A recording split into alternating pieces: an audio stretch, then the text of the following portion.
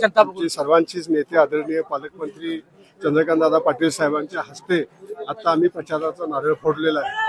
तिथं अंबाबाईच्या साक्षीनं गुलालाचे उधळण करूनच आम्ही ह्या निवडणुकीमध्ये उतरलेलो आहोत।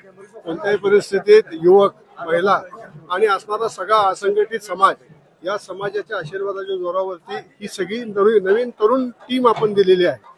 मधल्या काळामध्ये खूप मोठ्या पद्धतीनं या नगरपंचायतीमध्ये अनागोंदी कारभार होता। तो अनागोंदी कारभार खऱ्या अर्थानं बदलायचा असेल तर पालकमंत्री महोदयांच्या नेतृत्वाखाली, देवाभाऊंच्या आणि शिंदे साहेबांच्या नेतृत्वाखाली आणि देशाचे नेते नरेंद्र मोदी साहेबांच्या नेतृत्वाखाली थेट एक सुरी निधीची वितरणाची व्यवस्था जर आपण करायची असेल तर नगरपंचायतीमध्ये आपल्या असणाऱ्या भाजप शिवसेना युतीचा इथं नगराध्यक्ष होणं गरजेचं आहे आणि 100% सर्व नगरसेवक आणि नगरसेविका हे आपल्या विचाराचे येणं गरजेचं आहे असं जनतेनं ठरवलेलं आहे।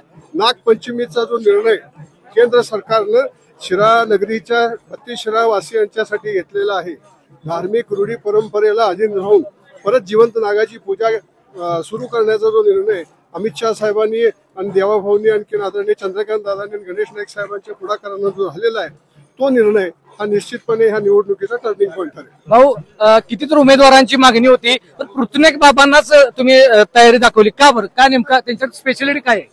तरुण उमेदवार आहे, संयमी आहे, शांत आहे, सगळ्यांना बरोबर घेऊन जाण्याचा प्रयत्न करतात, विनयशील आहे आणि त्याचबरोबर आपल्या असणाऱ्या नगरपंचायतीच्या ज्या वेगवेगळे विषय आहेत, आज आम्हाला नगरपंचायतीला नाट्यगृह हवं आहे, नगरपंचायतीला वाचनालय करायचं, नगरपंचायतीला जर आम्हाला वेगवेगळी असणारी कचऱ्याची विलगीकरणाची योजना आणायची असेल, नगरपंचायतीला जर थेट पाण्याची व्यवस्था करायची असेल, वाहनतळाच्या माध्यमातून ह्या असणाऱ्या नगरपंचायतीमधल्या असणारी जी ट्रॅफिक जे बॉटलनेक आहे ते कमी करायचं असेल तर त्यासाठी एक चांगला संयतपणे मुद्दे मांडणारा नगराध्यक्ष आपल्याला लागतो, तो पृथ्वीबाबांच्या रूपाने आपल्याला मिळेल।